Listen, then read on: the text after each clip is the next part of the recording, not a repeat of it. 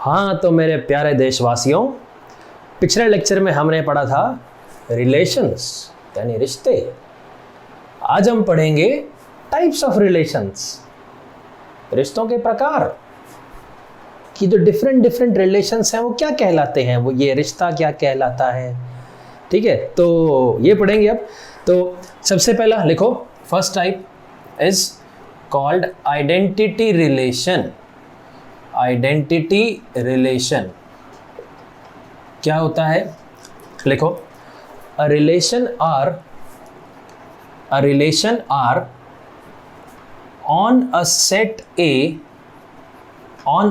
A is said to be, या उससे पहले इस सेट टू बी से पहले ब्रैकेट में ऐसा लिख लो, denoted by I A. Identity relation है तो और ए सेट पे जनरली उसको आई ए से ऐसा लिख देते हैं। So a relation R defined on a set A denoted by this is said to be an identity relation, is said to be an identity relation if it consists of all elements of the form या all ordered pairs of the form A, A where A belongs to A.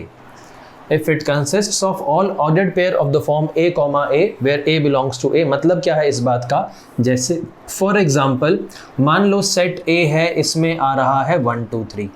तो अब relation तो क्या होता है? Subset of A cross A।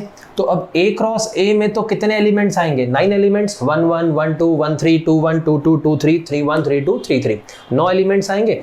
अब जो relation R है, अब अगर मान लो अब कोई भी सबसेट होगा वो सारे के सारे रिलेशन होंगे। अब मान लो किसी रिलेशन R में सिर्फ ये 3 ही ऑर्डर्ड पेयर आ रहे हैं, 1 1 2 2 और 3 3, इससे ना कोई कम है ना कोई ज़्यादा है, तो इस रिलेशन को बोलेंगे आइडेंटिटी रिलेशन। ये तो हमने ऑर्डर्ड पेयर की फॉर्म में लिख दिया। मान लो वर्ड्स की फॉर्म में लिखना हो तो ऐसा लिख देंगे कि R इज इक्वल टू, कुछ इस टाइप से बना सकते हैं, x, y such that x is equal to y where x y belongs to a। इस तरीके से बना सकते हैं। मतलब कहने का मतलब ये है कि चाहे इस फॉर्म में लिखे चाहे इस फॉर्म में लिखे, तो मतलब उसके अंदर सिर्फ ऐसे ही ऑर्डर्ड पेयर आने चाहिए जैसे जिसमें कि सेम टाइप के हो, मतलब A, टाइप के 1 1 2 2 3 3, और ये सारे आने चाहिए। अगर मान लो A में 1 2 3 4 4 एलिमेंट होते तो उस केस में इसमें फिर 4 ऑर्डर्ड पेयर होने चाहिए थे, 1 1 2 2 3 3 और 4 4। अगर मान लो सिर्फ 1 1 ले लें तो भी वो आइडेंटिटी नहीं कहलाएगा, सिर्फ 1 1 और 2 2 ले लें तो भी आइडेंटिटी नहीं कहलाएगा। जितने भी एलिमेंट आ रहे हैं उसके कॉरेस्पॉन्डिंग सारे इस टाइप के ऑर्डर्ड पेयर आने चाहिए तो ही वो आइडेंटिटी रिलेशन कहलाएगा, अदरवाइज नहीं कहलाएगा। क्लियर ये बात? चलो next is called void relation. Void relation या इसको नल रिलेशन या एम्प्टी रिलेशन भी बोलते हैं। नाम से ही मालूम पड़ रहा है वैसे कि क्या होना चाहिए, कि ऐसा रिलेशन जिसके अंदर कोई भी एलिमेंट नहीं हो, कोई भी ऑर्डर्ड पेयर नहीं हो। So next is void relation या नल रिलेशन या एम्प्टी रिलेशन। तो लिख लो, a relation R defined on a set A is said to be an empty, is said to be a void relation or null relation or an empty relation if it does not consist of any ordered pair. If it does not consist of any ordered pair, that is R is equal to, ये null set हो, इसके अंदर कोई भी नहीं आए। ठीक है, इसके अंदर कोई भी नहीं आना चाहिए। जैसे फॉर एग्जाम्पल मान लो फिर से ये ए सेट ये है। अब हमने कोई रिलेशन डिफाइन कर दिया, R is equal to x, y such that x plus y is equal to 10 where x y belongs to a। ठीक है, वही ए सेट मान लो यही है। तो क्या इसमें कोई भी ऐसा बनेगा जिसका सम x प्लस वाई लें, 1 1 1 2 1 3, 9 ऑर्डर्ड पेयर है, उसमें किसी का भी सम 10 आएगा क्या? नहीं आएगा। तो फिर यहाँ से क्या आ जाएगा? R is equal to a null relation और एन एम्प्टी रिलेशन या फिर वॉइड रिलेशन। क्लियर ये बात? नेक्स्ट टाइप पे आते हैं। चलो next type is universal relation. Universal relation, इसकी टर्मिनोलॉजी जो है वो कुछ कुछ सेट्स वाली ही है। जैसे नल सेट होता था वैसे ये क्या है? नल रिलेशन है। जैसे यूनिवर्सल सेट था वैसे ही अब कुछ कुछ मिलता जुलता है यूनिवर्सल रिलेशन। यूनिवर्सल सेट में क्या था? जिसमें सारे एलिमेंट आ जाते थे जितने भी उस मतलब केस स्टडी में होते थे। अब वैसा यूनिवर्सल रिलेशन है तो मतलब ये है जिसमें सारे के सारे ऑर्डर्ड पेयर आ जाएंगे। तो लिख लो पहले, a relation R defined on a set A, a relation R defined on a set A is said to be a universal relation, is said to be a universal relation if it consists of all ordered pair belonging to A cross A. If it consists of all ordered pair belonging to A cross A, यानी A cross A में जितने भी आ रहे हैं सब आ जाएं। फिर से मान लेते हैं फॉर एग्जाम्पल कि A में 1 2 3 आ रहा है, तो A क्रॉस A में पहले की तरह वही 9 एलिमेंट आएंगे। ठीक है, अब हमने मान लो कोई रिलेशन डिफाइन कर दिया, R में इस टाइप के x, y फॉर्म के ऑर्डर्ड पेयर आ रहे हैं such that x plus y is less than 10 where x, y belong to A। अब तो भाई कुछ भी ले लें, हर एक का सम तो लेस देन 10 आएगा ही। तो यानी कि अब जो रिलेशन R है उसके अंदर 1 1 भी आएगा, 1 2 भी आएगा, 1 3 भी आएगा, 2 1 भी आएगा, 2 2 भी आएगा, 2 3 भी आएगा, 3 1 भी आएगा, 3 2 भी आएगा, 3 3 भी आएगा। भाई सारे के सारे आएंगे, तो सारे के सारे आ गए, तो ये क्या कहलाएगा? Universal relation. बात समझ में आई सभी को? चलो नेक्स्ट टाइप पे आते हैं। Fourth type of relation, reflexive relation. Reflexive relation क्या होता है? लिखो, a relation R defined on the set A is said to be a reflexive relation, if it consists of all ordered pair of the form A, where A belongs to A, plus it may or may not consist of other ordered pair also. Other ordered pairs नहीं, pair का plural भी pair होता है, pairs नहीं होता। It may or may not consist of other ordered pair also. ठीक है, तो मतलब इस बात का क्या है? अब मतलब ये है, जैसे फॉर एग्जाम्पल हमने जैसे पहले लिया था सेट A, लिया था 1, 2, 3। अब A क्रॉस A में फिर से वही 9 एलिमेंट्स आ गए। अब अगर कोई भी रिलेशन है, जैसे फॉर एग्जाम्पल हमने R रिलेशन डिफाइन कर दिया कि it consists of all ordered pair x, y such that x is less than equal to y where x, y belong to A। तो अब इसके अंदर कौन कौन से ऑर्डर्ड पेयर आएंगे? क्या 1, 1 आएगा? क्या आएगा? 1, 2 आएगा? 1, 3 आएगा?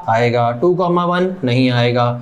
2, 2 आएगा? 2, 3 आएगा? 3, 1 नहीं आएगा। 3, 2 नहीं आएगा। 3, 3 आएगा। अब अगर हम इस रिलेशन को ध्यान से देखें तो इसमें 1, 1 आ रहा है, 2, 2 आ रहा है, 3, 3 आ रहा है, यानी कि A टाइप के तो सारे के सारे आ रहे हैं, प्लस इसमें और भी कुछ आ रहे हैं। ठीक है, और भी ऑर्डर्ड पेयर आ रहे हैं। तो जैसे हमने फर्स्ट टाइप पढ़ा था आइडेंटिटी रिलेशन, तो आइडेंटिटी रिलेशन में क्या था कि उसके अंदर सिर्फ और सिर्फ A टाइप के ही आ सकते थे और A टाइप के सारे आने चाहिए थे, ना कम ना ज़्यादा। अब रिफ्लेक्सिव रिलेशन में क्या है कि A टाइप के तो सारे आने ही चाहिए, उसके अलावा और आ भी सकते हैं, नहीं भी आ सकते। ठीक है, मतलब जैसे फॉर एग्जाम्पल अगर फिर से सिर्फ 1, 1, 2, 2 और 3, 3 सिर्फ ये तीनों एलिमेंट्स ही होते और कोई नहीं होता, तो वो रिलेशन आइडेंटिटी रिलेशन भी कहलाता और वो रिफ्लेक्सिव भी कहलाता। अगर 1, 1 होता, ये होता, 2, 2 होता, ये होता, ये नहीं होता, तो फिर ये रिफ्लेक्सिव भी नहीं होता। रिफ्लेक्सिव होने के लिए इस टाइप के तो सारे आने ही चाहिए, सारे आने चाहिए, उसके अलावा कोई आए या नहीं आए फर्क नहीं पड़ता। तो रिफ्लेक्सिव तो पक्का है ही, चाहे कोई आ रहा है एक्स्ट्रा, चाहे कोई नहीं आ रहा है। लेकिन आइडेंटिटी वाले में क्या था कि सिर्फ और सिर्फ यही आने चाहिए, इसके अलावा कोई आ ही नहीं सकता। तो यहाँ पर एक बड़ी इंपॉर्टेंट लाइन लिख लो कि every identity relation every identity relation is a reflexive relation. Every identity relation is a reflexive relation, but a reflexive relation may or may not be an identity relation. बात समझ में आई सभी को? Next type of relation is called a symmetric relation. Is called a symmetric relation. Symmetric relation क्या होता है? लिख लो. A relation are defined on the set A is called a symmetric relation. Is called a symmetric relation if इस if को underline कर लेना, ये if बड़ा इंपॉर्टेंट है. If for every AB belongs to R, if for every AB belongs to R, we have BA belongs to R. We have BA belongs to R. या ऐसा भी लिख सकते हैं, that is A related to B implies B related to A. मतलब क्या है इस बात का? मतलब इसका ये है, नोट कर लिया यहाँ तक, ठीक है? मतलब इसका ये है कि जैसे फॉर एग्जांपल, फिर से वही एग्जांपल से समझते हैं कि मान लो A 1 2 3 है, और अगर कोई ऐसा रिलेशन है जिसमें A, B टाइप का कोई ऑर्डर्ड पेयर आ रहा है, if for every AB belongs to R we have BA belong to R, मतलब कोई रिलेशन है जिसके अंदर फॉर एग्जांपल 1, 2 आ रहा है और 2, 1 आ रहा है, तो A, B टाइप का आया तो उसका उल्टा B, A टाइप का भी अगर आ रहा है तो सिमेट्री बन रही है. तो इसलिए अगर कोई ऐसा हमारे पास में रिलेशन है जिसके अंदर कोई भी ordered pair A, B type का अगर आ रहा है तो उसका उल्टा भी अगर आ रहा है, तो ऐसे रिलेशन को बोलेंगे कि वो सिमेट्रिक है, यानी उसके अंदर सिमेट्री है, अदरवाइज नहीं है. कुछ और एग्जांपल लेते हैं, जिसको हम R1 बोल दें. मान लो हमने R2 ले लिया, R2 को लें तो मान लो उसमें हमने 1, 2 ले लिया, 2, 1 ले लिया, 1, 1 ले लिया. तो अब क्या ये सिमेट्रिक होगा क्या? 1, 2 आया तो इसका उल्टा भी आ रहा है 2, 1, ठीक है? और देखो ये इसका उल्टा है, ये इसका उल्टा है. 1, 1 का उल्टा 1, 1 ही है, तो कोई सिमेट्री डिस्टर्ब वगैरह नहीं हो रही, सिमेट्रिकल है बिल्कुल. तो ये वाला भी सिमेट्रिकल है, ये वाला भी सिमेट्रिक रिलेशन है, ये वाला भी सिमेट्रिक रिलेशन है. कोई और एग्जांपल नहीं, मान लो हमने एक R3 ले लिया, उसमें हमने 1, 2 ले लिया, 2, 1 ले लिया, 1, 3 ले लिया. अब क्या सिमेट्रिक है? ये नहीं है. सिमेट्रिक कब होता? अगर 3, 1 भी होता, या तो ये भी नहीं होता, या 3, 1 भी होता, ठीक है? तो सिमेट्रिक कहलाता. अच्छा, फिर हमने कोई और रिलेशन ले लिया, मान लो R4, उसके अंदर कुछ ले लें 1, 1, 2, 2, 3, 3. ये सिमेट्रिक होगा क्या? बिल्कुल होगा भाई. इसका उल्टा ये खुद ही है, इसका उल्टा भी ये खुद ही है, इसका उल्टा भी ये खुद ही है, तो ये क्या है? ये सिमेट्रिक है. अच्छा, एक चीज सोच के बताओ कि क्या ये अगर कोई या आइडेंटिटी रिलेशन है, जैसे क्या आइडेंटिटी रिलेशन सिमेट्रिक होगा क्या? आइडेंटिटी रिलेशन सिमेट्रिक होगा क्या? आइडेंटिटी रिलेशन अगर है तो 1, 1, 2, 2, 3, 3 ये तो लिखा हुआ है, तो सिमेट्रिक होगा ही. Every identity relation is a symmetric relation. Every identity relation is a symmetric relation. दूसरा, अगर कोई रिलेशन वॉइड रिलेशन है, नल है, तो क्या वो सिमेट्रिक कहलाएगा? अगर कोई रिलेशन वॉइड रिलेशन है तो वो भी सिमेट्रिक होगा. It is also a symmetric relation. अब दिमाग में आएगी कि भाई सर इसमें तो कुछ है ही नहीं, तो ये उल्टा सीधा वाला तो कुछ भी नहीं है, तो ये कहेगा सिमेट्रिक. तो ये जो इफ है अंडरलाइन वाला, ये बड़ा इंपॉर्टेंट था, याद आया? सिमेट्रिक रिलेशन जो होता है, it is a conditional relation. Conditional का मतलब ये है कि इफ अगर कोई A, B टाइप का आ रहा है, जैसे 1, 2 आ रहा है, अगर कोई A, B टाइप का है तो उसका उल्टा आना जरूरी है. अगर A, B टाइप का है ही नहीं भाई, ना तो A, B है, ना उसका उल्टा है, ना सीधे वाला ना उल्टे वाला, तो कोई सिमेट्री वगैरह कोई डिस्टर्ब नहीं हो रही, सिमेट्रिक तब भी ये कहलाएगा. बात समझ में आई? तो एक और चीज लिख लो, void relation is a symmetric relation. Important है. void relation is a symmetric relation. समझ में आई बात सबको? अच्छा, तीसरा यूनिवर्सल रिलेशन. अगर कोई रिलेशन यूनिवर्सल रिलेशन है तो क्या वो सिमेट्रिक होगा? क्या होगा? क्या यूनिवर्सल अगर ये है तो यूनिवर्सल वाले में तो 9 एलिमेंट आएंगे, 1 1 1 2 1 3 2 1 2 2 2 3 3 1 3 2 3 3, सीधे उल्टे सब आ गए, जितने हो सकते थे सब आ गए, सब के सब आ गए, तो कुछ बचा ही नहीं ना, जिसकी वजह से सिमेट्री पूरी नहीं हो रही हो. जब सब के सब आ गए तो यूनिवर्सल रिलेशन तो हमेशा ही सिमेट्रिक होगा ही होगा. तो वो भी लिख लो, universal relation is always a symmetric relation. Universal relation is always a symmetric relation. समझ में आई बात सभी को ये? ठीक है. अच्छा, इसका एग्जांपल लेते हैं.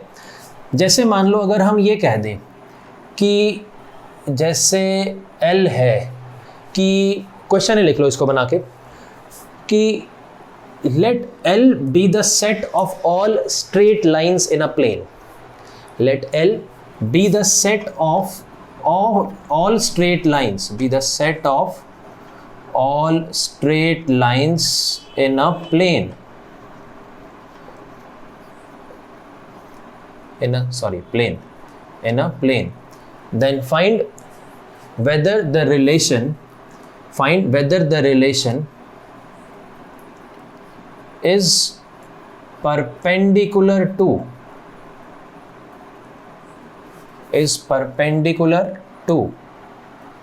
a symmetric relation or not. Is perpendicular to a symmetric relation or not. मतलब क्या है इस बात का कि हमने एक सेट, जैसे हमने यहाँ पे सेट लिया था 1 2 3, 3 ही एलिमेंट है. अब ये तो एक इनफाइनाइट सेट है, मतलब L है which consists of all straight lines in a plane. मतलब आपने ऐसी बना दी, ऐसी बनाई, ये बनाई, कोई सी भी सारी लाइंस आ गई इसके अंदर. So it consists of all straight lines in a plane. अब हमने एक रिलेशन डिफाइन कर दिया, is perpendicular to, वर्ड्स में लिखा है. मतलब क्या है इस बात का? इसका मतलब ये है, इसको अगर सिंबॉलिकली लिखें तो मतलब ये हुआ कि कोई भी जो R सेट है या R रिलेशन है, R रिलेशन में कुछ इस टाइप का हम लिख सकते हैं L1, L2 टाइप के, या 2 लाइन से इसलिए L लिख दिया, A, B नहीं लिखा, कि such that L1 is perpendicular to L2 where L1 L2 belong to L. ये एक्चुअल में इसका सिंबॉलिक नोटेशन है कि R में वो सारे ऑर्डर्ड पेयर आ रहे हैं such that L1 is perpendicular to L2 where L1 L2 belongs to L. तो अब क्या ये एक सिमेट्रिक रिलेशन है? भाई बिल्कुल है, सीधी सी बात है. आप प्लेन के अंदर कोई भी 2 परपेंडिकुलर लाइन ले लो, ये मान लो L1 है, ये L2 है. अगर L1 L2 के परपेंडिकुलर है तो क्या L2 L1 के परपेंडिकुलर होगी? क्या है ही वो तो मतलब if L1, L2 belongs to L, if this belongs to L, then this implies that L2, L1 will also belong to, sorry L नहीं, belong to R, then L2, L1 will also belong to R. समझ में आया? लेकिन अगर जैसे एक line ये है, एक लाइन ये है, तो ये इसके परपेंडिकुलर नहीं है. मान लो इसका नाम हमने L1 रखा, इसका L2 रखा, इसका L3 रखा. क्या L1, L3 R को बिलोंग करेगा? क्या नहीं करेगा. जब यही नहीं होगा तो इसका उल्टा होना भी कोई जरूरी नहीं है, और आएगा भी नहीं वैसे इसमें. तो मतलब अगर L1, L2 आ रहा है तो L2, L1 भी आना चाहिए. अगर ये इसको बिलोंग कर रहा है, ये भी बिलोंग करेगा. बात समझ में आई सबको?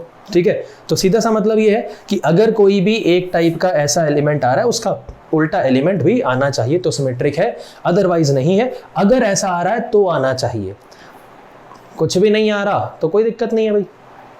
Clear? Next type of relation पे आते हैं. चलो नेक्स्ट टाइप ऑफ रिलेशन पे आते हैं. 6th, transitive relation.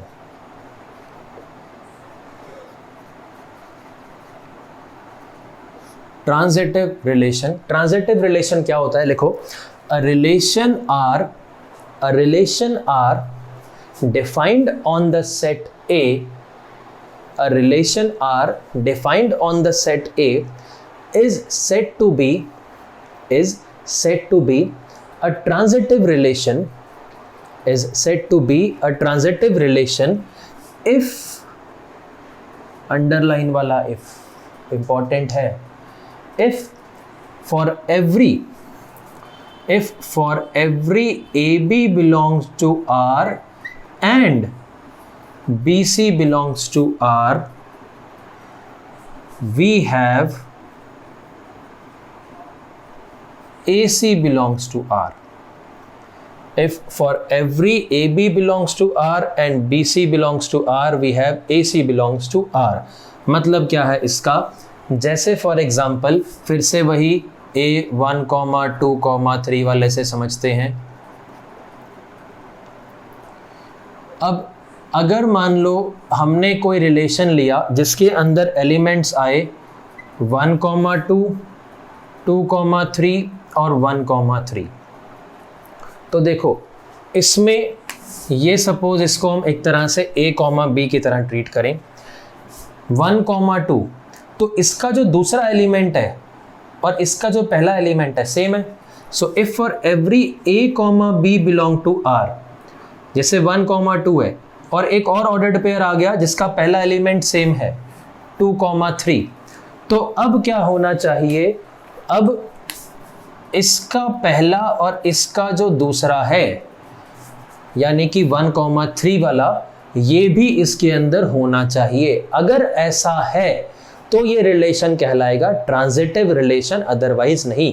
मतलब A, B 1, 2 आया, 2, 3 आया, 1, 2, 2, 3, तो फिर 1, 3 वाला भी होना चाहिए। अगर ये नहीं है तो फिर वो ट्रांजिटिव नहीं है, और ये बात हर पेयर के लिए, हर ऑर्डर्ड पेयर के लिए एप्लीकेबल होनी चाहिए। और क्वेश्चन वाइज अगर सपोज हमें कोई रिलेशन लिखा हुआ आता है, हमें कभी ये चेक करना आ जाए कि बताओ ये रिफ्लेक्सिव है कि नहीं, सिमेट्रिक है या नहीं, ट्रांजिटिव है या नहीं, तो सबसे ज़्यादा ध्यान से चेक ट्रांजिटिव को ही करना पड़ता है। बिकॉज रिफ्लेक्सिव या इससे पहले वाला जो आइडेंटिटी था, आइडेंटिटी में कोई समस्या नहीं है, अभी 1, 1, 2, 2, 3, 3 आना चाहिए, इसके अलावा कम ज़्यादा कुछ नहीं होना चाहिए। ठीक है, वॉइड रिलेशन देख के मालूम पड़ जाता है, यूनिवर्सल देख के मालूम पड़ जाता है। उसके बाद में रिफ्लेक्सिव आराम से देख के पहचान सकते हैं, सिमेट्रिक पहचान सकते हैं। ट्रांजिटिव में टाइम लगता है बिकॉज ट्रांजिटिव में एक एक एलिमेंट को आपको चेक करना पड़ेगा। कैसे, जैसे ये 1, 2 है, इसका दूसरा एलिमेंट और इसका पहला एलिमेंट सेम है। ठीक है, अब क्या कोई और ऑर्डर्ड पेयर है जिसका पहला एलिमेंट 2 आ रहा है? नहीं आ रहा, तो ये वाला एलिमेंट तो डील हो गया, इसके और इसके हिसाब से ये होना चाहिए था, आ गया। ठीक है, अब ये 2, 3 है, इसको देखो, क्या कोई ऐसा ऑर्डर्ड पेयर है जिसका पहला एलिमेंट 3, इसका दूसरा 3 है ना, किसी का पहला 3 आ रहा है? नहीं है, तो इसमें कोई समस्या नहीं। 1, 3, इसका दूसरा एलिमेंट 3, तो क्या किसी का पहला एलिमेंट 3 आ रहा है? नहीं आ रहा, कोई समस्या नहीं है। तो ये तो बिल्कुल सिंपल सा केस है। ये क्या है? ये तो एक ट्रांजिटिव रिलेशन है। अब अगर मान लो इसको R1 बोल देते हैं, कोई दूसरा केस ले लें। मान लो हमने ऐसा ले लिया, 1, 1 ले लिया, 1, 2 ले लिया, 1, 3 ले लिया, 2, 1 ले लिया, 2, 2 ले लिया, ये आ गया। अब ये ट्रांजिटिव है या नहीं है? एक एक एलिमेंट चेक करना पड़ेगा। कैसे चेक करेंगे? देखो, इसका दूसरा एलिमेंट 1 है, तो पहला एलिमेंट 1 किस किस का आ रहा है? इसका भी है, इसका भी है, तो इन दोनों की पेयरिंग होगी कि 1, 1 है, 1, 2 है, तो 1, 2 होना चाहिए, वो तो पहले से ही है, वो तो यही बन गया, तो कोई समस्या नहीं है। अच्छा, इसको और इसको देखो अब। ठीक है, इसको और इसको 1, 1, 3, तो अब 1, 3 होना चाहिए, वो तो यही है ही, कोई समस्या नहीं है। और किसी का तो पहला एलिमेंट 1 नहीं है। ठीक है, तो इस एलिमेंट के हिसाब से हमें कोई समस्या नहीं है, ये वाला तो डील हो गया, ओके है। फिर आते हैं इस वाले के ऊपर। इसका देखो, दूसरा एलिमेंट 2 है, तो क्या किसी और का पहला एलिमेंट 2 आ रहा है? क्या इसका आ रहा है? तो इसको और इसको चेक करना पड़ेगा, और इसको भी करना पड़ेगा। तो 1, 2, 2, 1, तो 1, 1 होना चाहिए, है, तो ये वाला ओके, मतलब इसके हिसाब से ये वाला ओके है। 1, 2, 2, 2, तो 1, 2 होना चाहिए, वो ये है ही, तो इस वाले एलिमेंट के लिए भी कोई समस्या नहीं है। ठीक है, ऐसे एक एक एलिमेंट चेक करना पड़ेगा हमें। अच्छा, अब 1, 3 को देखो, क्या किसी का पहला एलिमेंट 3 आ रहा है? क्योंकि इसका दूसरा एलिमेंट 3 है, तो क्या किसी का पहला एलिमेंट 3 है? है ही नहीं। तो अब कंडीशन क्या थी कि अगर A, B टाइप का आ रहा है और B, C टाइप का, एंड B, C टाइप का आए, तो A, C टाइप का आना जरूरी है। अब ये A, B टाइप का तो आ गया, B, C टाइप का है ही नहीं, तो इससे तो हमें कोई समस्या नहीं है, ये तो ऑटोमेटिकली ओके है। ठीक है, इस पे आते हैं। 2, 1, दूसरा एलिमेंट 1, तो इसका पहला एलिमेंट 1, इसका पहला एलिमेंट 1, इसका पहला एलिमेंट 1, तो इसको इससे चेक करें। 2, 1, 1, 1, तो क्या होना चाहिए था? 2, 1, वो ये है ही। 2, 1, 1, 2, ठीक है ना, ये 2, 1, ये 1, 2, तो क्या होना चाहिए? देखो, 2, 1 एंड 1, 2, तो 2, 2 होना चाहिए, वो ये है ही, कोई दिक्कत नहीं है। अच्छा, इसको और इसको देखो, 2, 1 एंड 1,3, 2,1 एंड 1,3, तो 2,3 होना चाहिए था, नहीं है, 2,3 नहीं है, यानी कि ये जो है ये ट्रांजिटिव रिलेशन नहीं है। यहीं पे कंक्लूड कर सकते हैं, अब इसको चेक करने की जरूरत नहीं है, बिकॉज इसको और इसको अगर हम देखें तो 2,1 और 1,3, तो 2,3 होना चाहिए था, नहीं है, इसका मतलब ये ट्रांजिटिव नहीं है। तो ट्रांजिटिव रिलेशन को चेक करने के लिए इस तरीके से आपको एक एक एलिमेंट चेक करना पड़ेगा, अदरवाइज इसमें गलती होने के चांसेस मैक्सिमम होते हैं। तो सबसे ज़्यादा ध्यानपूर्वक इसे चेक करना है, ठीक है। अभी क्वेश्चन करेंगे और एग्जांपल्स आएंगे इसके, मतलब तो समझ में आ गया सभी को कि अगर a, b टाइप का है एंड b, c टाइप का है तो a, c टाइप का होना चाहिए। जैसे ये 1,3 था और यानी कि a, b टाइप का है तो b, c टाइप का है ही नहीं, किसी का पहला एलिमेंट 3 है ही नहीं, तो इससे समस्या नहीं थी। इस वाले में दिक्कत आ गई, 2,1 है, 1,3 है, 2,3 होना चाहिए था, नहीं है, इसलिए यह ट्रांजिटिव नहीं है, ठीक है। अच्छा, और एग्जांपल लेते हैं कुछ इसका। ये सोच के बताओ कि आइडेंटिटी रिलेशन क्या ट्रांजिटिव होगा या नहीं होगा?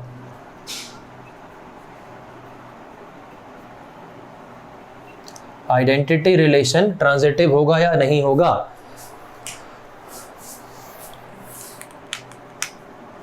होगा, हमेशा होगा।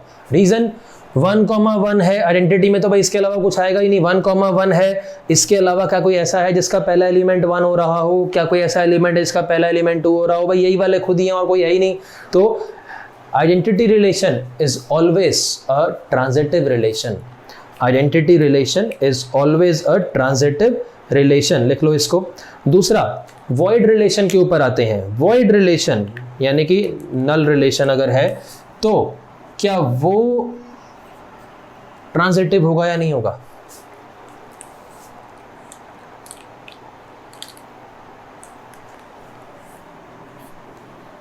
होगा, हमेशा होगा। रीजन, इफ, इंपॉर्टेंट वाला इफ, कि ये भी क्या है, कंडीशनल है, कि अगर इफ a, b टाइप का आ रहा है एंड b, c टाइप का आ रहा है तो ये होना चाहिए। अब ना तो ये है ना ये है, तो भैया ये भी कोई समस्या नहीं है। तो जब कोई भी एलिमेंट नहीं है तो कोई ट्रांजिटिविटी डिस्टर्ब नहीं हो रही, ट्रांजिटिव ये भी होगा, ठीक है। सो वॉइड रिलेशन इज ऑल्सो या ऑलवेज अ ट्रांजिटिव रिलेशन। उसके बाद में नेक्स्ट, अगर यूनिवर्सल रिलेशन है, यूनिवर्सल रिलेशन वैसे लिख लो, यूनिवर्सल रिलेशन समझ देख के समझ में आता है जब सारे के सारे ही आगे, सारे के सारे आगे कुछ बचा ही नहीं है, लिख के देख लेना भले इसका यूनिवर्सल वाला, सारे के सारे आगे कुछ बचा ही नहीं, तो यूनिवर्सल तो हमेशा ही ट्रांजिटिव होगा। तो universal relation is always a transitive relation. Universal relation is always a transitive relation. समझ में आया सभी को? Next, reflexive relation. Reflexive relation क्या ट्रांजिटिव होगा क्या? कोई ज़रूरी नहीं है, हो भी सकता है नहीं भी। जैसे ये 1, 1, 2, 2, 3, 3, इसके साथ में हम 1,2 और ले लें तो रिफ्लेक्सिव तो रहेगा, क्योंकि रिफ्लेक्सिव में ये सारे तो होने चाहिए, साथ में कुछ एक्स्ट्रा भी आ सकते हैं। अब वो तो एक्स्ट्रा वालों पे डिपेंड करेगा ना कि कैसी टर्म है, तो इसलिए वो ट्रांजिटिव हो भी सकता है, नहीं भी हो सकता, ठीक है। सिमेट्रिक रिलेशन क्या ट्रांजिटिव होगा क्या? सिमेट्रिक रिलेशन क्या ट्रांजिटिव होगा क्या? कोई ज़रूरी नहीं है भाई। मान लो आपने 1,2 और 2,1 ले लिया, तो 1,2 और 2,1, तो 1,1 भी होना चाहिए था। तो अगर 1,1 है ही नहीं, सिर्फ आपने इतना ही ले लिया, मान लो हमने R5 ले लिया, ये 1,2 लिया, 2,1 लिया, तो सिमेट्रिक तो है बट ट्रांजिटिव नहीं है, ट्रांजिटिव नहीं है। तो इसलिए सिमेट्रिक का भी ट्रांजिटिव से कोई लेना देना नहीं है, हो भी सकता है नहीं भी हो सकता। समझ में आई बात सभी को? नेक्स्ट टाइप पे आते हैं। Next is equivalence relation.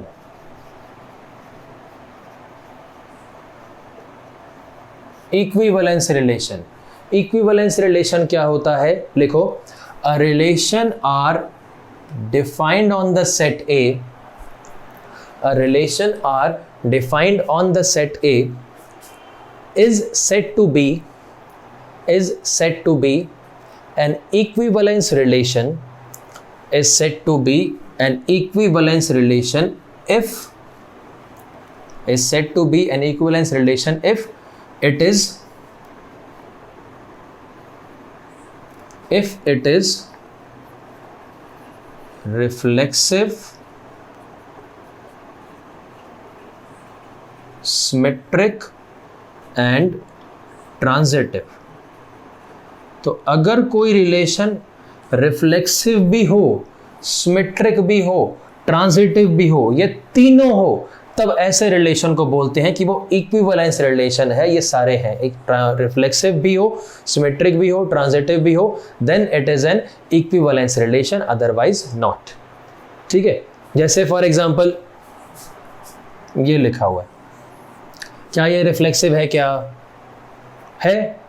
क्या ये सिमेट्रिक है? क्या है? क्या ये ट्रांजिटिव है? क्या वो भी है? तो फिर क्या ये इक्विवेलेंस कहलाएगा? क्या कहलाएगा? ये वाला देखो, क्या ये रिफ्लेक्सिव है? क्या नहीं है, तो वही बात खत्म, इक्विवेलेंस नहीं है। क्या ये रिफ्लेक्सिव है? क्या नहीं है, वही बात खत्म। क्या ये रिफ्लेक्सिव है? क्या नहीं। सिमेट्रिक है? क्या हाँ। ट्रांजिटिव है? क्या हाँ। रिफ्लेक्सिव कंडीशनल नहीं होता, सिमेट्रिक और ट्रांजिटिव कंडीशनल होता है। ठीक है, तो इसलिए ये रिफ्लेक्सिव नहीं है, तो ये इक्विवेलेंस नहीं है। यूनिवर्सल रिलेशन, क्या वो इक्विवेलेंस होगा? क्या यूनिवर्सल रिलेशन में तो सारे आ गए, और वो रिफ्लेक्सिव भी होगा, सिमेट्रिक भी, ट्रांजिटिव भी, तो इसका मतलब यूनिवर्सल रिलेशन तो हमेशा ही इक्विवेलेंस रिलेशन होगा ही होगा। जो पेपर के अंदर मैक्सिमम क्वेश्चन आते हैं वो इसी के आते हैं कि कोई रिलेशन दे देंगे और पहचानना होगा कि find whether this relation is an equivalence relation और नॉट।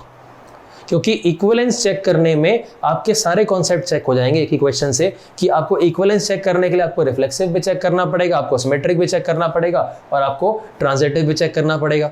ठीक है, तो मैक्सिमम क्वेश्चन बोर्ड एग्जाम में भी और जनरली जो जेईई मेन के अंदर क्वेश्चन आता है उसके अंदर भी इक्विवेलेंस रिलेशन चेक करने के ही आते हैं, बिकॉज एक से ही सब कुछ चेक हो जाता है। ठीक है, चलो अब आते हैं इसके क्वेश्चंस के ऊपर। चलो, first question is find whether the relation R is equal to, ये इसमें कुछ ऑर्डर पेयर लिखे हुए हैं, defined on the set A3,6,7 is an equivalence relation और नॉट। ए सेट है अब 3, 6, 7, तो रिलेशन किस पे डिफाइन किया? On the set A। तो इसका मतलब क्या हुआ कि A क्रॉस A में कितने एलिमेंट आएंगे? 9 एलिमेंट्स आएंगे। कौन कौन से 9 एलिमेंट्स आएंगे? 3, 3, 3, 6, 3, 7, 6, 3, 6, 6, 6, 7, 7, 3, 7, 6, 7, 7, ये 9 एलिमेंट्स आएंगे। अब उसमें से कुछ एलिमेंट्स इसमें दे रखे हैं। कौन कौन से कितने दे रखे हैं? देखो 1, 2, 3, 4, 5, 6, 7, 8 एलिमेंट्स दे रखे हैं। तो अब चेक करना है कि क्या ये इक्विवेलेंस रिलेशन है या नहीं है। तो इक्विवेलेंस रिलेशन के लिए सबसे पहले क्या ये रिफ्लेक्सिव है या नहीं है? तो रिफ्लेक्सिव होने के लिए क्या होना चाहिए? 3, 3, 6, 6, 7, 7 होना चाहिए। तीनों आ रहे हैं, एक्स्ट्रा कुछ हो या नहीं हो कोई फर्क नहीं पड़ता। तो क्या ये एक रिफ्लेक्सिव रिलेशन है कि नहीं है? इक्विवेलेंस के लिए क्या होना चाहिए था? It should be a reflexive relation, symmetric relation as well as a transitive relation. तो सबसे पहले हम रिफ्लेक्सिविटी चेक कर रहे हैं कि रिफ्लेक्सिव है या नहीं है। रिफ्लेक्सिव तो है, ठीक है। उसके बाद में सिमेट्री चेक करते हैं कि क्या ये सिमेट्रिक रिलेशन है या नहीं है। सिमेट्रिक है या नहीं है, तो इस एलिमेंट में समस्या नहीं, इसमें समस्या नहीं, इसमें समस्या नहीं। 3, 6 आया, उसका उल्टा 6, 3 भी आ गया। 3, 7 आया तो उसका उल्टा 7, 3 भी आ गया। लेकिन 6, 7 आया तो उसका उल्टा 7, 6 नहीं है। तो यानी कि ये रिलेशन जो है सिमेट्रिक नहीं है। Reason, since the element 6, 7 belongs to R but 7, 6 does not belong to R। ये इसका रीजन है। तो क्या इक्विवेलेंस हुआ या नहीं हुआ? तो इक्विवेलेंस तो नहीं है, बिकॉज सिमेट्रिक ही नहीं है, तो ट्रांजिटिव चेक करने की जरूरत नहीं है। बट स्टिल चलो अपने नॉलेज के लिए कि अगर हमें चेक करना हो कि क्या ये ट्रांजिटिव है या नहीं है, क्योंकि सबसे मुश्किल काम ट्रांजिटिव चेक करना हो, सबसे ज़्यादा टाइम कंज्यूमिंग वही होता है। तो अब चेक करते हैं कि क्या ये ट्रांजिटिव है या नहीं है। तो ट्रांजिटिव में देखते हैं। अब देखो उसमें बताया था कि एक एक एलिमेंट चेक करना पड़ता है, तो इसलिए टाइम ज़्यादा लगता है। अब देखो समझा, ध्यान से समझना। पहला एलिमेंट देखो 3, 3, तो इसका दूसरा एलिमेंट 3 है, तो आपको सारे वो ढूंढने हैं जिसके पहला एलिमेंट 3 है। तो 3, 3, 3, 6, तो 3, 6 होना चाहिए, वो तो ये खुद ही है, कोई समस्या नहीं। 3, 3, 3, 7, तो 3, 7 होना चाहिए, वो तो ये खुद ही है, कोई समस्या नहीं है। यानी कि ये वाला एलिमेंट जो है, ये वाला एलिमेंट तो हमारा ओके है, इससे कोई दिक्कत नहीं है, ठीक है। नेक्स्ट वाले पे आ जाते हैं। नेक्स्ट वाला जो 6, 6 है, अब इसका जो दूसरा एलिमेंट है ये वाला, दूसरा एलिमेंट जो है इसका 6 है, तो आपको वो सारे ऑर्डर्ड पेयर ढूंढने हैं जिसके पहले एलिमेंट 6 हो। तो एक तो इसका है और एक इसका है, तो 6 6 6 3, तो क्या बना 6 3, वो तो एक खुद ही है, कोई समस्या नहीं। 6 6 6 7, तो 6 7 होना चाहिए, वो तो ये खुद ही है, कोई समस्या नहीं है। तो यानी कि ये वाला भी ओके है, ठीक है। उसके बाद में नेक्स्ट पे आते हैं 7 7 वाले पे। अब देखो 7 7 वाला जो है, तो ये 7, इसका दूसरा एलिमेंट 7 है, तो किस किस का पहला एलिमेंट 7 है, एक ही है ये, तो 7 7 7 3, तो 7 3 होना चाहिए, वो तो ये खुद ही है, तो ये वाला एलिमेंट भी ओके है, इसमें भी कोई समस्या नहीं है। नेक्स्ट पे आते हैं, इस वाले को देखते हैं 3 6 3 6, तो ऐसे कितने एलिमेंट है जिसका पहला, इसका दूसरा एलिमेंट 6 है ना, तो जिसका पहला 6 है वो चेक करना है। ये वाले हम थोड़े ये मिटा देते हैं यहाँ से ताकि कुछ कन्फ्यूजन नहीं हो।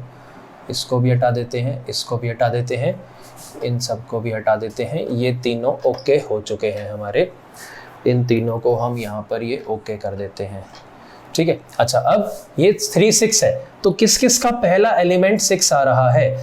अब ये जो पहला एलिमेंट 6 हमें चेक करना है, वो ऐसा नहीं कि इनका करना है, भाई पीछे भी तो हो सकता है ना, जैसे ये रहा, इसका भी पहला एलिमेंट 6 है, इसका भी पहला एलिमेंट 6 है, तो ये सारे चेक करने पड़ेंगे। तो 3 6 6 6, तो क्या होना चाहिए 3 6, इसका पहला और इसका दूसरा, तो 3 6 तो ये खुद ही है, कोई समस्या नहीं है, तो इससे कोई समस्या नहीं। 3 6 6 3, तो 3 3 होना चाहिए, 3 3 ये रहा, कोई दिक्कत नहीं है। 3 6 6 7, तो 3 7 होना चाहिए, 3 7 ये पड़ा, तो यानी कि ये वाला एलिमेंट भी जो है ओके है, कोई समस्या नहीं है, ठीक है। नेक्स्ट पे आते हैं, नेक्स्ट वाला एलिमेंट चेक करते हैं 6 3 वाला। अब 6 3 पे आते हैं, तो ये 6 3, तो किस किस का पहला एलिमेंट 3 आ रहा है। पहला एलिमेंट 3 इसका है, इसका है, पहला एलिमेंट 3 क्यों, क्योंकि इसका दूसरा एलिमेंट 3 है। तो 6 3 3 3, तो क्या होना चाहिए, देखो 6 3 एंड 3 3, ये बिलोंग कर रहा है, तो 6 3 होना चाहिए, वो तो ये खुद ही है, कोई समस्या नहीं, तो ये वाला एलिमेंट ओके हो गया, मतलब इससे कोई समस्या नहीं है। 6 3 एंड 3 7 आ रहे हैं, तो इसका मतलब 6 7 आना चाहिए, 6 7 है क्या, ये रहा 6 7 है, तो यानी कि ये वाला एलिमेंट भी ओके हो गया, इससे भी कोई समस्या नहीं है। सारे चेक करने पड़ेंगे भाई एक करके। आप सोच रहे होगे कि सर इसका कोई शॉर्टकट नहीं है क्या, नहीं है भाई, सारे चेक करने पड़ेंगे। अब देखो नेक्स्ट 3 7, तो ये 3 7 है, इसका दूसरा एलिमेंट 7 है, तो किस किस का पहला एलिमेंट 7 है, इसका पहला एलिमेंट 7 है, इसका पहला एलिमेंट 7 है, तो 3 7 7 7, तो 3 7 होना चाहिए, कोई समस्या नहीं, वो तो खुद ही है। 3 7 7 3, तो 3 3 होना चाहिए, 3 3 ये रहा, तो यानी कि ये वाला एलिमेंट भी ओके हो गया, ठीक, कोई दिक्कत नहीं है। नेक्स्ट पे आते हैं 7 3 वाला, तो ये 7 3 है, 7 3, तो पहला एलिमेंट 3 किसका आ रहा है, पहला एलिमेंट 3 इसका है, इसका है और इसका भी है, तो सबसे चेक करना पड़ेगा। अच्छा 7 3 एंड 3 3, तो 7 3 होना चाहिए, 7 3 तो ये खुद ही है, कोई दिक्कत नहीं है, तो यानी कि ये तो ठीक है। अच्छा 7 3 3 6, 7 3 एंड 3 6, ये 7 3 ये 3 6, तो 7 6 होना चाहिए, इम्प्लाइज 7 6 होना चाहिए, 7 6 तो नहीं है, 7 6 तो नहीं है, तो यानी कि ये जो रिलेशन है it is not a transitive relation, it is not a transitive relation. अब थोड़ा सा डायरेक्ट तरीका सोचने का, आप बैकवर्ड वे से सोच सकते हो, बट उसके लिए आपके कॉन्सेप्ट क्लैरिटी अच्छी होनी चाहिए, गलती ना हो ताकि। जैसे इसके अंदर अगर ए सेट को देखें, 3 एलिमेंट्स हैं, तो ए क्रॉस ए में 9 एलिमेंट आएंगे। अब हमें इसमें कितने दे रखे थे, हमारे को इसमें दे रखे थे 8 एलिमेंट, 8 एलिमेंट थे, तो एक ही तो मिसिंग है। अब जो एक मिसिंग है, 7 6 मिसिंग था, 7 6 मिसिंग था, बाकी सब तो आ गए ना, 7 6 ही तो नहीं आ रहा था, तो इसका मतलब अब सिर्फ यही तो चेक करना है कि क्या 7 comma something and something comma 7 sorry 7 ये समथिंग कॉमा 6 तो ही तो ये 7 6 बनेगा।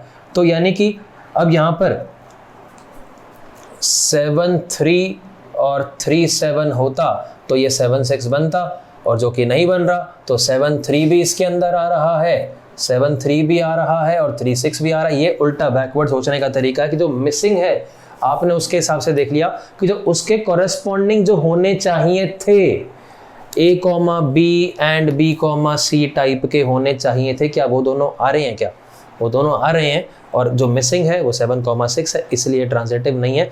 ये थोड़ा सा मतलब दिमाग लगाने वाला तरीका है। अदरवाइज जो प्रॉपर मेथड है वो ये है कि आपको एक एक एलिमेंट चेक करना है। एक एक एलिमेंट चेक किए बिना आप देख के कंक्लूजन पे नहीं पहुंच सकते कि ट्रांजिटिव है कि नहीं है। सबसे ज़्यादा गलतियां ट्रांजिटिव में ही होती हैं, फिर से बता रहा हूँ। इसलिए ट्रांजिटिव रिलेशन है कि नहीं है चेक करने में कभी भी जल्दबाजी मत करना।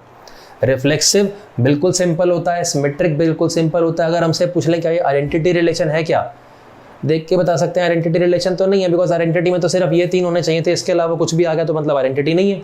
क्या ये वॉइड रिलेशन है? क्या नहीं है। क्या ये क्या ये यूनिवर्सल रिलेशन है? क्या नहीं है, बिकॉज यूनिवर्सल में तो 9 के 9 आने चाहिए थे, यहाँ पे हमारे पास 8 आ रहे हैं, ये वाला नहीं आ रहा। तो बाकी सब आसानी से देख सकते हैं। ट्रांजिटिव एक एक एलिमेंट चेक करना पड़ता है, ठीक है। तो ट्रांजिटिव के लिए हमेशा ध्यान रखना, कभी भी जल्दबाजी में कंक्लूजन पे मत पहुंच जाना कि ये ट्रांजिटिव है कि नहीं है। क्लियर है बात? नेक्स्ट क्वेश्चन पे आते हैं। चलो next question, let A be the set of all human beings in the world. जैसे हमने पहले क्वेश्चन लिया था कि let L be the set of all lines in a plane, तो मतलब जितनी भी पॉसिबल लाइन थी सब आ गई थी उस सेट के अंदर। सिमिलरली अब ए हमने सेट लिया, जितने भी दुनिया में लोग हैं सब लोगों को हमने एक सेट बना दिया, उन सबको सेट में रख दिया। और then find whether the relation R defined on A as R is equal to A comma B such that A is brother of B। ये रिलेशन डिफाइन कर दिया कि क्या ये अब ये सिमेट्रिक रिफ्लेक्सिव सिमेट्रिक ट्रांजिटिव है कि नहीं है, ठीक है। तीनों होगा तो इक्विवेलेंस भी कहलाएगा। इंडिविजुअली सारे चेक करने हैं हमारे को कि क्या ये है कि नहीं है। क्वेश्चन क्लियर है कि एक सेट है जिसमें दुनिया के सब लोग आ गए और हमने रिलेशन डिफाइन किया कि उसमें वही ऑर्डर्ड पेयर आएंगे A कॉमा बी टाइप के, where A is brother of B। अगर ये उसका भाई है तो ये उस रिलेशन में आएगा, नहीं तो नहीं आएगा, ठीक है। अब रिफ्लेक्सिव है या नहीं है, तो भाई रिफ्लेक्सिव होने के लिए तो क्या होना चाहिए, कंडीशन क्या होती है, मैंडेटरी कंडीशन कि it should consist of all ordered pair of the form A comma A। ये होने ही चाहिए और इसके अलावा कोई आए या नहीं आए। तो अब रिफ्लेक्सिव होने के लिए इस टाइप के सारे होने चाहिए। अब जरा सोच के बताओ, क्या अगर कोई एलिमेंट ए इस सेट ए को बिलोंग कर रहा है, यानी दुनिया का कोई व्यक्ति है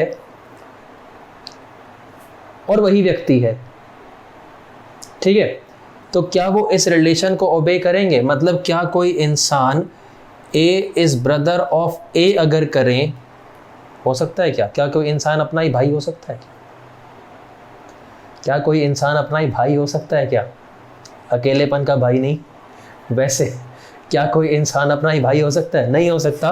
तो मतलब ये जो है ये रिफ्लेक्सिव रिलेशन नहीं है। सिंस एनी एलिमेंट या every element of the form A comma A this does not belong to R, भाई कोई भी इंसान this does not obey this property या this relation, hence this is not a reflexive relation. Next, symmetric होगा या नहीं होगा, कि अगर A B का भाई है तो क्या B A का भाई होगा? क्या होगा ही? क्या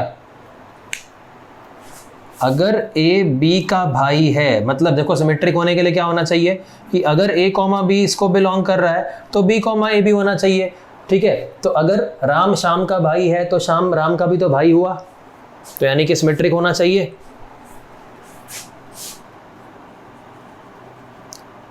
लेकिन अगर हम ऐसा ले लें, राम रिया का भाई है, रिया लड़की का नाम है, ठीक है, तो रिया क्या राम का भाई होगा? क्या इफ मतलब अगर सपोज ये मेल है, ये बॉय है या ये फीमेल है, तो अगर ऐसा है तो ये तो आर को बिलोंग कर रहा है, बट उसका जो उल्टा है that necessarily does not belong to R. मतलब अगर ये भी मेल होगा भाई, राम और श्याम वाला कैसे, तब तो बिलोंग करेगा। लेकिन सिमेट्रिक होने के लिए क्या होना चाहिए कि हर टाइप का, इफ फॉर एवरी, डेफिनेशन क्या थी सिमेट्रिक की, if for every A B belongs to R we must have B A belong to R. अगर ऐसा कोई आ रहा है तो उसका उल्टा भी सभी के लिए ट्रू होना चाहिए। तो अगर राम और श्याम आया तो श्याम और राम तो आ जाएगा, लेकिन राम और रिया आए तो रिया और राम, रिया तो राम का भाई नहीं है, तो बहन भी तो हो सकती है, ठीक है। तो मतलब सिमेट्रिक ये रिलेशन नहीं है। क्लियर है सभी को? ठीक है। अगर कोई भी डाउट हो किसी में कमेंट सेक्शन में पूछ लेना, ठीक है। ट्रांजिटिव रिलेशन, ट्रांजिटिव होगा या नहीं होगा, ट्रांजिटिव होगा या नहीं होगा?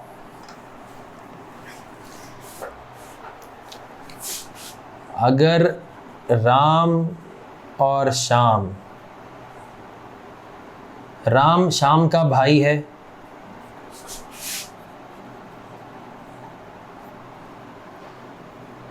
श्याम घनश्याम का भाई है, घनश्याम, तो राम श्याम का भाई, श्याम घनश्याम का भाई, तो राम भी तो घनश्याम का भाई होगा, ये तो होगा। अच्छा, अब वो रिया वाला एग्जांपल लें। राम और यहां पे रिया नहीं ले सकते अब, क्योंकि फिर यहां पर a कॉमा बी आया तो फिर b कॉमा ए नहीं बन पाएगा, b कॉमा सी नहीं बन पाएगा ना। यहां पे मान लो श्याम ले लिया, ठीक है, ये भी मेल, ये भी मेल। अब यहाँ पर श्याम के साथ में यहाँ पर रिया ले सकते हैं कि ये इसका भाई, ये इसका भाई, तो क्या अब ये इसका भाई होगा? होगा भाई। ये मेल, ये मेल, ये तो वही है, ये फीमेल तो ये फीमेल हो जाए तो कोई समस्या नहीं, ये इसका भाई है। Ram is brother of Shyam, Shyam is brother of Riya, so Ram is also brother of Riya. ठीक, तो यानी कि ट्रांजिटिव ये है, ट्रांजिटिव है। समझ में आई बात सबको? ठीक है, आई होप ये क्लियर है सभी को एग्जांपल। उसके बाद नेक्स्ट क्वेश्चन, तो मतलब इसमें क्या था, रिफ्लेक्सिव नहीं है, सिमेट्रिक नहीं है, ट्रांजिटिव है, तो क्या इक्विवेलेंस होगा? क्या नहीं होगा, तब ये दोनों ही नहीं है। तो चलो next question, prove that the relation R is equal to A comma B belongs to A cross A. मतलब सेट ए पे ही रिलेशन डिफाइन कर रखा है कि अगर आर है, R is a relation defined from A to A, तभी तो ए क्रॉस ए के एलिमेंट्स होंगे ना, ये A comma B, such that a minus B का mod is a multiple of 4।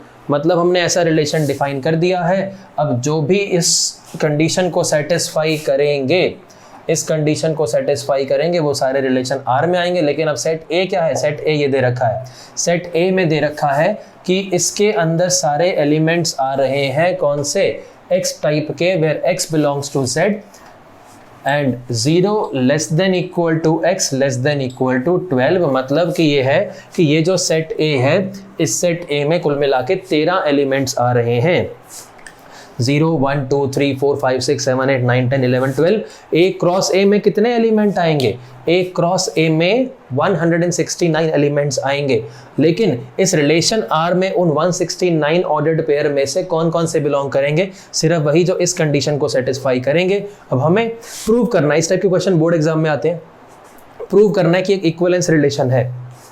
तो अब इक्विवेलेंस प्रूव करने के लिए लिखोगे कैसे बोर्ड एग्जाम में? In order to prove that the relation R is an equivalence relation, we must prove that it is reflexive, symmetric and transitive. तो फिर क्या लिखोगे? First, to prove reflexivity या to prove that it is reflexive. तो reflexive होने के लिए क्या होना चाहिए? फिर आप लिखोगे कि let A belongs to A. ये कोई भी A एलिमेंट है जो इसको बिलोंग करता है, 13 एलिमेंट है, उसमें से कोई भी ले लो। Now, in order for R to be reflexive, we must have A comma A belong to R. ये होना चाहिए। अब क्या इस टाइप के रिलेशन, इस टाइप के ऑर्डर्ड पेयर इसको बिलोंग करेंगे क्या? भाई R में तो क्या आ रहे हैं? A comma B टाइप के, where A minus B is a multiple of 4। तो अगर हमने A comma A ले लिया तो A minus A ही बन जाएगा। So A minus A का मॉड तो ये तो 0 आ गया। 0 तो भाई सभी का मल्टीपल होता है कि भाई आपने 0 तो सभी का मल्टीपल है ना। आप 5 इंटू 0 करो 0 आ गया, 10 इंटू 0 करो 0 आ गया। तो मतलब क्या है, implies since 0 is a multiple of 4 implies the relation R, लिख लेना, the relation R is a reflexive relation, the relation R is a reflexive relation। उसके बाद में सिमेट्रिक प्रूव करना हो तो सिमेट्रिक तो क्या होता है, कंडीशनल, मतलब अगर a कॉमा b आ रहा है तो b कॉमा a आना चाहिए। तो फिर लिखेंगे कैसे कि let a comma b belongs to R where a and b belong to a और b दोनों जो हैं वो a और b जो दोनों हैं a सेट के कोई भी एलिमेंट्स हमने ले लिए। अब सिमेट्रिक के लिए क्या होना चाहिए, अगर ये R को बिलोंग कर रहा है, अब since this belongs to R, now since AB belongs to R implies A minus B का mod is a multiple of 4, multiple of 4 है तो उसको कुछ 4 लैम्डा लिख दें, where lambda belongs to integers। ठीक है, अब अगर A माइनस बी 4 लैम्डा है तो यहां से क्या हम ये कंक्लूड कर सकते हैं कि B माइनस A का मॉड करेंगे तो वो भी तो 4 लैम्डा आएगा। तो इसका मतलब ये हुआ कि B comma A also belongs to R। तो यहां से हम ये कह सकते हैं therefore for every A comma B belong to R we have B comma A belongs to R implies the relation R is symmetric, implies the relation R is symmetric।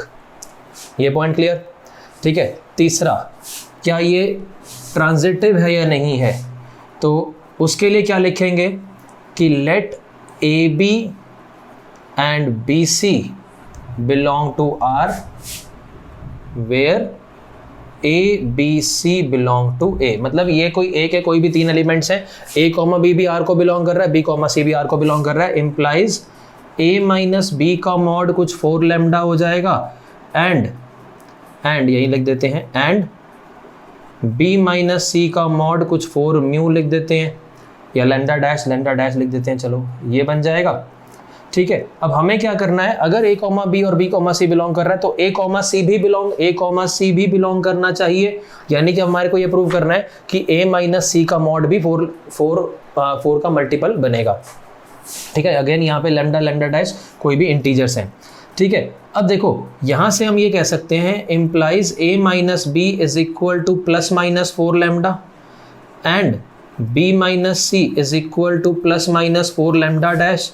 इसको equation 1 कह दें, इसको इक्वेशन 2 कह दें, इन दोनों equation को add कर दें। यहाँ लिख लेना एडिंग इक्वेशन 1 एंड 2, मैंने डायरेक्टली ऐसा लिख दिया एडिंग इक्वेशन 1 एंड 2। तो यहाँ से B से B कैंसिल, तो यहाँ से आ गया A minus C plus minus 4 तो कॉमन आ गया, अंदर आ गया लैम्डा प्लस लैम्डा डैश।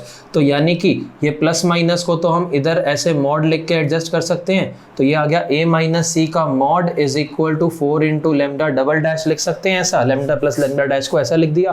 तो मतलब A माइनस सी का मॉड भी 4 का मल्टीपल आ गया, A माइनस सी का मॉड भी मल्टीपल आ गया, तो यानी 4 का मल्टीपल, तो यहाँ पे लिख देना उसके बाद में implies the relation R is a transitive relation also, implies the relation R is also a transitive relation। तो मतलब उसके बाद में नेक्स्ट लाइन क्या लिखोगे, since the relation R is reflexive, symmetric as well as transitive, therefore यहाँ पे एक चीज़ लिखनी रहेगी, ऊपर हेडिंग छोटी सी बना देना, ट्रांजिटिव प्रूव करना जब हो तो। ठीक है, so since the relation R is reflexive, symmetric and transitive, therefore it is an equivalence relation। और फिर लास्ट में लिख देना ऐसे hence proved, मजेदार सा। ठीक है, और ये आपके बोर्ड के हो गए 4 नंबर पक्के। ठीक, नेक्स्ट क्वेश्चन पे आते हैं। Fourth, find whether the relation R is equal to n, m such that, अब ये लिखा हुआ है ऐसा, ये ऐसा नहीं है, ये डिवीजन नहीं है, ये ऐसा है। इसका मतलब क्या होता है, where this means n is a factor of m, n is a factor of m, जैसे फॉर एग्जाम्पल 2 और 4। ठीक है, ये डिवाइड नहीं कर रखा, 2 is a factor of 4, ये इसका नोटेशन है। ठीक है, तो अब ये चेक करना है कि क्या ये रिलेशन इक्विवेलेंस रिलेशन है या नहीं है। तो इक्विवेलेंस चेक करने के लिए रिफ्लेक्सिव, सिमेट्रिक, ट्रांजिटिव तीनों चेक करने हैं। ठीक है, तो अब लैंग्वेज लिखनी तो जैसे बोर्ड के हिसाब से वो तो पिछले क्वेश्चन में हमने सीख ली, तो अब इसको सिर्फ कॉन्सेप्ट समझते हैं कि पहली बात तो क्या ये रिफ्लेक्सिव है या नहीं है। तो रिफ्लेक्सिव होने के लिए क्या होना चाहिए भाई, n, n टाइप का। n कॉमा n जो है ये r को बिलोंग करना चाहिए, तो क्या कोई नंबर अपना ही फैक्टर होता है क्या? होता ही है भाई। कोई भी नेचुरल नंबर की बात कर रहे हैं, कोई भी नेचुरल नंबर ले लो, 2 का फैक्टर है, 5 का फैक्टर है, 1 का फैक्टर है, तो यानी कि रिफ्लेक्सिव तो ये है, since every natural number is a factor of itself. ठीक है, उसके बाद में सिमेट्रिक चेक करना है। तो अगर हम सिमेट्रिक पे आए तो सिमेट्रिक में क्या होना चाहिए कि अगर n m r को बिलोंग कर रहा है तो फिर m n भी r को बिलोंग करना चाहिए। तो मतलब ये है कि अगर 2 4 का फैक्टर है तो क्या 4 2 का फैक्टर होगा क्या? नहीं है, तो यानी कि ये सिमेट्रिक नहीं है। तो इसका मतलब यहीं पे वो क्लियर हो गया कि ये इक्विवेलेंस रिलेशन तो नहीं है। ठीक है, बट स्टिल अपनी नॉलेज के लिए अगर हमें चेक करना कि ट्रांजिटिव है कि नहीं है, तो ट्रांजिटिव होगा कि नहीं, तो एग्जांपल से समझ सकते हैं। 2 4 का फैक्टर है, 4 8 का फैक्टर है, तो क्या 2 8 का फैक्टर होगा? बिल्कुल होगा। तो ये ट्रांजिटिव होता है, ट्रांजिटिव है, तो रिफ्लेक्सिव है, ट्रांजिटिव है, सिमेट्रिक नहीं है। ओवरऑल इक्विवेलेंस है या नहीं है? इक्विवेलेंस नहीं है। क्लियर सभी को? नेक्स्ट इसको देखते हैं। If r is a relation defined on n cross n मतलब n is a set of natural numbers. ठीक है, सारे नेचुरल नंबर हैं इसमें। अब इसमें देखो ऑर्डर्ड पेयर का रिलेशन ऑर्डर्ड पेयर से है, ऐसा नहीं कि ये 2 का रिलेशन 4 से, जैसे 2, 4 का रिलेशन 3, 6 इस टाइप का कुछ है। लेकिन कोई भी ऑर्डर्ड पेयर, या देखो पहले तो इसको ऐसा समझो कि इस रिलेशन में एलिमेंट्स किस फॉर्म के आएंगे। जैसे मान लो 2, 3, 3, 4 और ये पूरे का ऑर्डर्ड पेयर, मतलब ये एक एलिमेंट, ये दूसरा एलिमेंट, ये एक एलिमेंट होगा इस रिलेशन का, ये इसका मतलब है। ठीक है, लेकिन अब इस रिलेशन में कौन कौन से एलिमेंट्स आएंगे? वो आएंगे जिसमें इसका और इसका प्रोडक्ट इसके और इसके प्रोडक्ट के इक्वल बन रहा हो। तो इसका और इसका प्रोडक्ट हमने कहा यहाँ पर ये कितना है, 2 4 8। अगर मान लो यहाँ पे 1 ले लें, यहाँ पर 8 ले लें, बन गई बात। जैसे अब ये बन गया, तो इसका प्रोडक्ट 8, इसका प्रोडक्ट 8। तो इस टाइप के ऑर्डर्ड पेयर जो है, ऑर्डर्ड पेयर का पेयर, ये एक नया पूरा का पूरा एक अलग से ऑर्डर्ड पेयर है। तो ये वाले एलिमेंट्स इसके अंदर आएंगे। तो अब हमें चेक करना है कि क्या ये रिलेशन इक्विवेलेंस रिलेशन है या नहीं है। बात समझ में आई सबको? तो अब इक्विवेलेंस के लिए फिर से वही 3 बातें चेक करनी है, रिफ्लेक्सिव, सिमेट्रिक, ट्रांजिटिव। तो रिफ्लेक्सिव होने के लिए फिर से पहली कंडीशन तो क्या है कि a, b should be related to a, b। एक ही कंडीशन है भाई, ये होना चाहिए सभी के लिए। तो अब a, b इन दोनों का प्रोडक्ट ab, इन दोनों का प्रोडक्ट ba, तो ab तो ba के इक्वल होता ही है, since product of natural numbers is always commutative in nature. यानी कि ये क्या है, रिफ्लेक्सिव, तो ये हमेशा होगा ही होगा, कोई समस्या नहीं है। नेक्स्ट, सिमेट्रिक होगा या नहीं होगा? तो सिमेट्रिक होने के लिए तो भाई ये है कि अगर AB CD से रिलेटेड है तो क्या हम ये कंक्लूड कर सकते हैं कि CD AB से रिलेटेड होगा? बिल्कुल कर सकते हैं। क्यों? क्योंकि अगर if AB is related to CD, यानी कि यहाँ से AD is equal to BC, ये तो पक्का होगा ही ना। तो अब ये होने के लिए क्या होना चाहिए, इसका और इसका प्रोडक्ट, यानी कि CB should be equal to DA। तो क्या इससे ये कंक्लूड कर सकते हैं क्या AD हो या DA हो, बात एक ही है, प्रोडक्ट तो कम्यूटेटिव होता है। BC हो या CB हो, बात एक ही है, तो इसका मतलब सिमेट्रिक भी हो गया। तो अगर A, B related to C, D है तो हम कह सकते हैं कि ये इससे रिलेटेड भी होगा। उसके बाद में आते हैं कि क्या ट्रांजिटिव है या नहीं है। तो ट्रांजिटिव होने के लिए क्या होना चाहिए? ट्रांजिटिव होने के लिए अगर AB रिलेटेड टू CD है and CD related to EF है, तो क्या हम यहाँ से ये कंक्लूड कर सकते हैं कि AB रिलेटेड टू EF होगा? क्या हम ये कंक्लूड कर सकते हैं क्या? तो देखते हैं। अगर ये है तो इसका मतलब AD इक्वल टू BC तो है, एंड ये भी है, तो इसका मतलब CF is equal to DE ये भी है। अब उसके बाद में ये होने के लिए क्या होना चाहिए, AF इक्वल टू बीई होना चाहिए। तो क्या इन दोनों बातों से हम ये कंक्लूड कर सकते हैं? क्या कर सकते हैं? कैसे? मान लो ये इक्वेशन 1 है, ये इक्वेशन 2 है। इक्वेशन 1 और इक्वेशन 2 की हेल्प से ये कंक्लूड कर सकते हैं? क्या कर सकते हैं? मल्टीप्लाई कर दो 1 और 2, मल्टीप्लाइंग इक्वेशन 1 एंड इक्वेशन 2।